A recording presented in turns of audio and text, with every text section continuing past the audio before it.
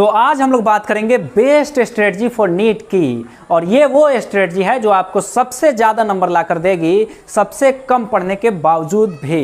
इसे हमने खुद फॉलो किया था और अगर आप फॉलो करते हैं तो आसानी से 650 प्लस मार्क्स स्कोर कर सकते हैं नीट में। मैं कहूँगा कि एक बार आप इसे फॉलो करके सिर्फ एक चैप्टर के लिए देखिए, अगर अच्छा रिजल्ट नहीं आता है तो फिर कमेंट बॉक्स खुला रहेगा, आकर आप बता सकते हैं। सबसे पहले तो आप एक एलएन का टेस्ट सीरीज ज्वाइन कर लीजिए और इसमें आपको पार्ट वाइज टेस्ट भी मिल जाएंगे और साथ में फुल सिलेबस टेस्ट भी मिल जाएंगे। जो पार्ट वाइज टेस्ट है उसका पहला टेस्ट को आप देखिए, उसके सिलेबस को देखिए। मान लीजिए कि उसमें एक चैप्टर बायो से आने वाला है, एक चैप्टर केमिस्ट्री से आने वाला है और एक चैप्टर फिजिक्स से आने वाला है। सबसे पहले बायोलॉजी की बात कर लेते हैं। तो बायोलॉजी में जो चैप्टर टेस्ट में आने वाला है, अगर आपको उस चैप्टर का लेक्चर लेने की ज़रूरत है तो आप लेक्चर ले सकते हैं।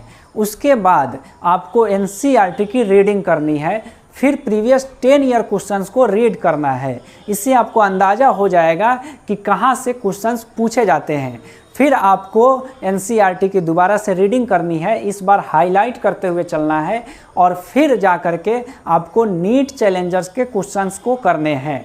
और आप नीट चैलेंजर के क्वेश्चंस को नहीं करना चाहते हैं ऑनलाइन ऐप के ज़रिए से, तो आप बुक ले सकते हैं प्रीवियस 10 ईयर क्वेश्चंस को आपको करने के लिए, और साथ में एलएन का एनसीईआरटी बेस्ड ऑब्जेक्टिव क्वेश्चंस करके ये 2 बुक आते हैं क्लास 11th और क्लास 12th के लिए।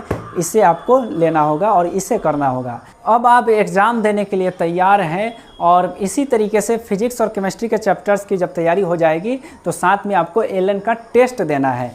फिर आपको एलएन के टेस्ट का एनालिसिस करना है। उसके बाद कोई भी इंस्टीट्यूट का कहीं का भी एनसीईआरटी बेस्ड टेस्ट आपको देने हैं। इससे आपको अंदाज़ा लग जाएगा कि मेरा तैयारी कैसा चल रहा है, फिर आप आगे बढ़ें। अब केमिस्ट्री की बात कर लेते हैं। तो केमिस्ट्री में ऑर्गेनिक और इनऑर्गेनिक में जो चैप्टर आपका टेस्ट में आने वाला है उसको अगर आपको लेक्चर लेने की ज़रूरत है तो लेक्चर लेना है।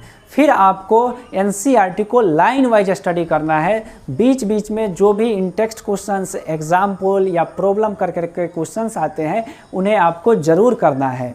और एक हैंडबुक ले लेना है, ये एलएन का हैंडबुक आता है। इसमें आपको समरी के फॉर्म में सब कुछ मिल जाएगा, लेकिन कुछ चीज़ें एनसीईआरटी के नहीं दे रखी है, उनको इसमें आपको खुद से नोट डाउन करना है। इसमें पेजेस दे रखे हैं, खाली पेजेस, और कुछ चीज़ें एक्स्ट्रा दे रखी हैं, उनको इग्नोर भी कर सकते हैं। और एक्सरसाइज को आप छोड़ सकते हैं, अगर समय है तो आप कर लीजिए तो बेहतर है। और नीट चैलेंजर के ऐप को इसके बाद आपको करना है, उसमें प्रीवियस 10 ईयर क्वेश्चंस भी हो जाएंगे, साथ में एक्सपेक्टेड क्वेश्चंस भी हो जाएंगे। अगर आपको नीट चैलेंजर से नहीं करना है तो फिर प्रीवियस 10 ईयर पेपर करना होगा। साथ में ये आता है chemistry at a glance LN के तरफ से, इसे आपको करना पड़ेगा। अब फिजिक्स और फिजिकल केमिस्ट्री की बात कर लेते हैं। तो फिजिक्स और फिजिकल केमिस्ट्री में जो चैप्टर आपको टेस्ट में आने वाला है उसका अगर आपको लेक्चर की ज़रूरत है तो लेक्चर ले लेना है।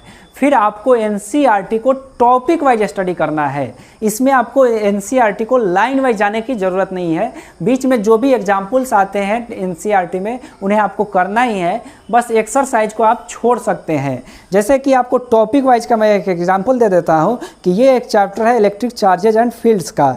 तो इसमें आप देखेंगे कि पहले इंट्रोडक्शन दे रखा है, फिर इलेक्ट्रिक चार्ज के बारे में दे रखा है। तो आपको इलेक्ट्रिक चार्ज के बारे में तो बहुत कुछ पता ही होगा, तो आपको इस टॉपिक को पढ़ने की ज़रूरत बिल्कुल भी नहीं है। जैसे ही आप नीचे जाएंगे तो आप देखेंगे कि एक टॉपिक है इलेक्ट्रिक डाइपोल की। ये आपको मुश्किल लगेगा, थोड़ा सा लगेगा कि इसमें कंसेप्ट गेन करने की ज़रूरत है, तो इसे आपको लाइन वाइज पढ़ लेना है।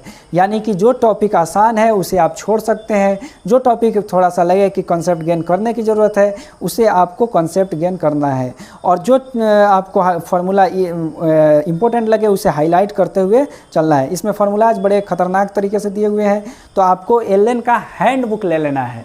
इसमें आपको आसान सिंपल तरीके से फार्मूलाज दे रखे हैं, कुछ एक्स्ट्रा भी दिया हुआ है। यानी कि जो इम्पोर्टेंट फार्मूलाज हैं जो एनसीईआरटी में दिए हुए हैं उनको आपको हाईलाइट कर लेना है इसमें भी।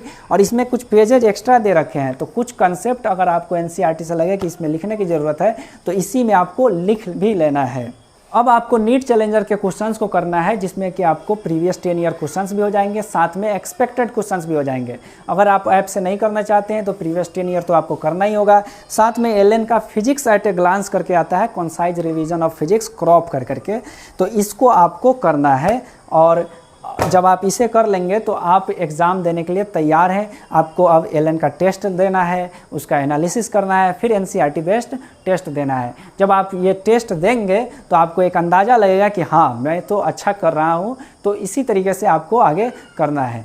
डेली अगर आप एक चैप्टर को कंप्लीट करेंगे तो अगले 100 दिनों में आपका सिलेबस कंप्लीट हो जाएगा और आपको खुद लगने लगेगा कि मेरा तो एमबीबीएस की एक सीट कन्फर्म हो गई है।